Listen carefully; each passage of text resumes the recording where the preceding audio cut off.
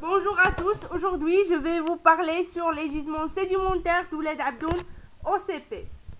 Notre plan s'articule comme suit. On va commencer par des généralités sur le groupe OCP. La deuxième partie sera consacrée à la géologie d'Ouled Abdoun et la troisième partie sera consacrée à la méthode d'exploitation et phase d'exploitation. L'OCP est une entreprise créée en 1920. Donc, il y a deux filiales, la filiale de la production et la filiale de traitement. Pour la filiale de la production des phosphates, on trouve 4 villes, Khouribga, Ben Gurir, Boukra Al-Ayoun et Youssoufia. Pour l'unité de traitement des dérivés de phosphate, acide phosphorique et engrais, on trouve Safi et Jophosphate.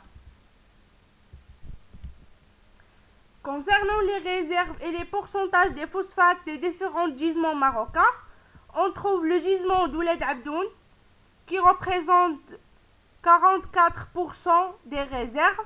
Il est le premier au Maroc, suivi par le gisement de Gentour 36%, le gisement de Mesqala 19% et le gisement de Boukra qui représente 1%. Le bassin d'Ouled Abdoun est le plus ancien connu et exploité des dépôts phosphatés marocains. Il est également le plus important, aussi bien par son extension que par la qualité et la quantité des minerais qu'il renferme.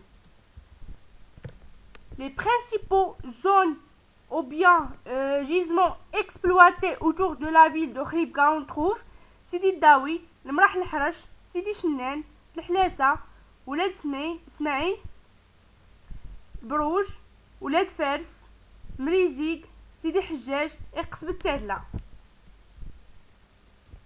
Concernant la coupe lithologique du bassin phosphaté, on trouve vers la base une couche appelée couche 3, surmontée par l'intercalaire couche 2, couche 3, la couche 2B, la couche 2A. La couche 2B et la couche 2A représentent la couche 2. L'intercalaire C1, C2, la couche 1. Surmontée par des sillons et des intercalaires et la couche 0. Et vers le haut, on trouve le recouvrement.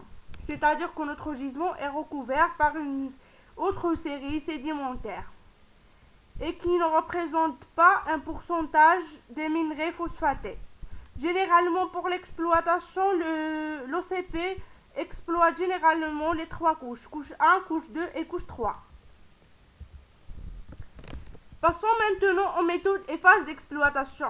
Comme vous savez, avant d'entamer la première opération de la chaîne cinématique, donc on doit tout d'abord préparer le terrain. Cette préparation est commencée par l'implantation des carrefours, donc qui dessine une sorte de maille pour la foration.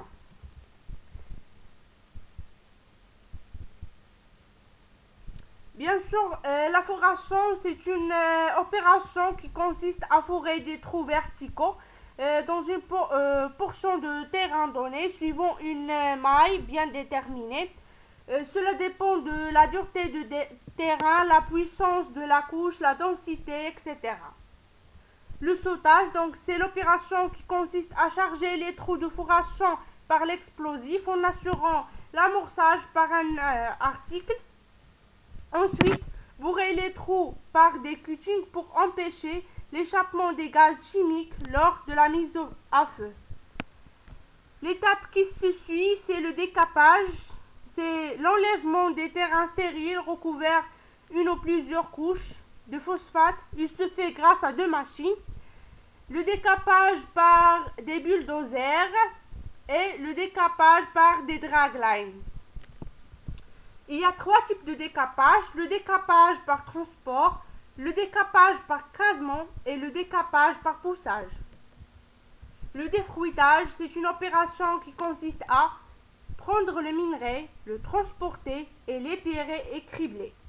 Par la suite, le transport du minerai, donc le transport se fait soit par camion de capacité 170 tonnes et 110 tonnes vers les trimis, dépierrage, criblage. Cette opération dépend des paramètres suivants, donc le rendement des camions et machines et la distance à transporter.